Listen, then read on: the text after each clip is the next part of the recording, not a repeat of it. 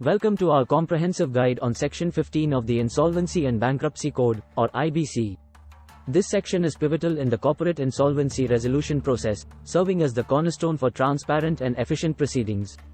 It outlines the crucial steps for making the insolvency resolution process public, ensuring all stakeholders are well informed. Today, we'll also link Section 15 with the Corporate Insolvency Resolution Process Regulations, commonly known as CIRP regulations, particularly focusing on Regulation 6. This regulation governs the details of public announcements in the insolvency process, complementing the provisions of Section 15. Join us as we delve into the intricacies of these legal frameworks, unraveling their complexities and highlighting their significance in the broader context of insolvency and bankruptcy law. Detailed examination of Section 15. Let's dive into a detailed examination of Section 15 of the Insolvency and Bankruptcy Code. This section is meticulously crafted, comprising several clauses, each with its own significance in the insolvency resolution process. First, Clause A addresses the need to publicly announce the name and address of the corporate debtor under resolution. This transparency ensures that all relevant parties are aware of which entity is undergoing insolvency. Moving to Clause B, it requires the disclosure of the authority with which the corporate debtor is registered. This provides a clear understanding of the legal entity involved. Clause C sets a deadline for the submission of claims. It's a crucial component, as it dictates the time frame within which creditors must assert their claims. Next, Clause D details the role of the interim resolution professional. This individual is responsible for managing the corporate debtor during the insolvency process and for collecting claims from creditors. Clause A talks about penalties for false claims. This is essential for maintaining the integrity of the insolvency process, deterring fraudulent or misleading claims. Finally, Clause F establishes a timeline, stating that the insolvency resolution process shall close 180 days from the admission of the application under Sections 7, 9, or 10. This clause is vital as it sets a clear time frame for the resolution process, ensuring efficiency and promptness. Through this section-by-section breakdown, we gain a deeper understanding of the mechanisms of Section 15, which is designed to bring clarity, fairness, and efficiency to the insolvency resolution process. Overview of CIRP Regulation 6. Shifting our focus to the Corporate Insolvency Resolution Process Regulations, specifically Regulation 6, we uncover its vital connection to Section 15 of the IBC. Regulation 6 lays down the procedural foundation for public announcements in the corporate insolvency resolution process, harmonizing with the principles set out in Section 15.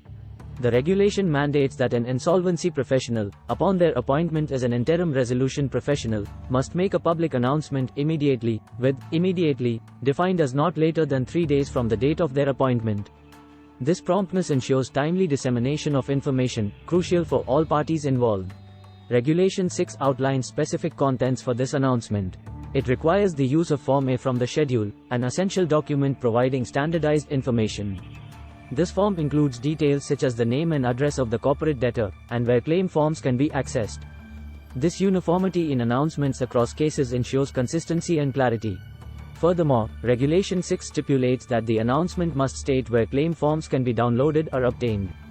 It also mandates the inclusion of a choice of 3 insolvency professionals to act as the authorized representative for creditors in each class. This offers a structured approach for creditors to participate in the resolution process. Lastly, the regulation sets a definitive timeline for the insolvency resolution process. It establishes a 14-day deadline for the submission of proofs of claim from the date of appointment of the interim resolution professional. This deadline is critical for maintaining the momentum of the insolvency process and for keeping it within manageable timeframes.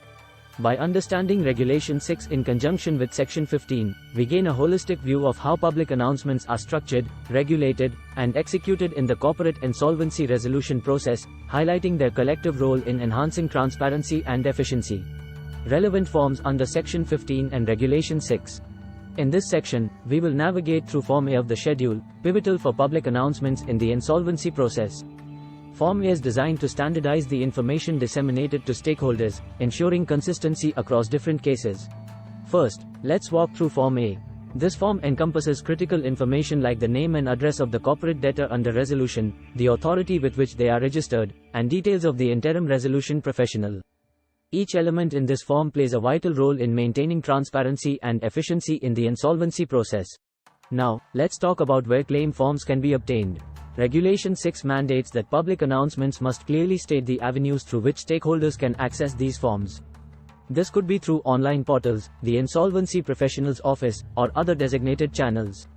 Ensuring easy access to claim forms is key for creditors and other parties to assert their rights and claims in the resolution process. Lastly, the regulation introduces an important aspect concerning the choice of insolvency professionals.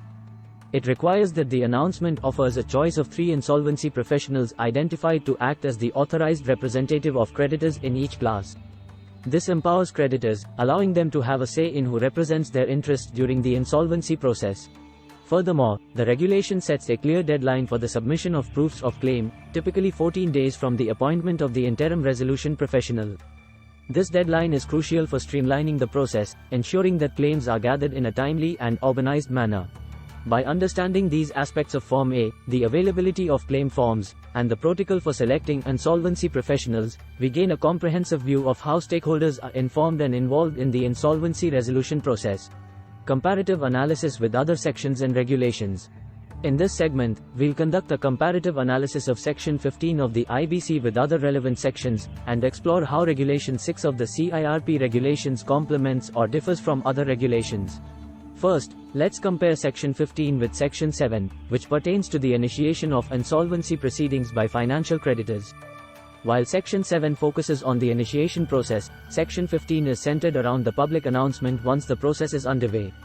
This distinction is crucial as it marks the transition from internal processes to public awareness and involvement. We'll also compare Section 15 with Section 9, which deals with insolvency initiation by operational creditors.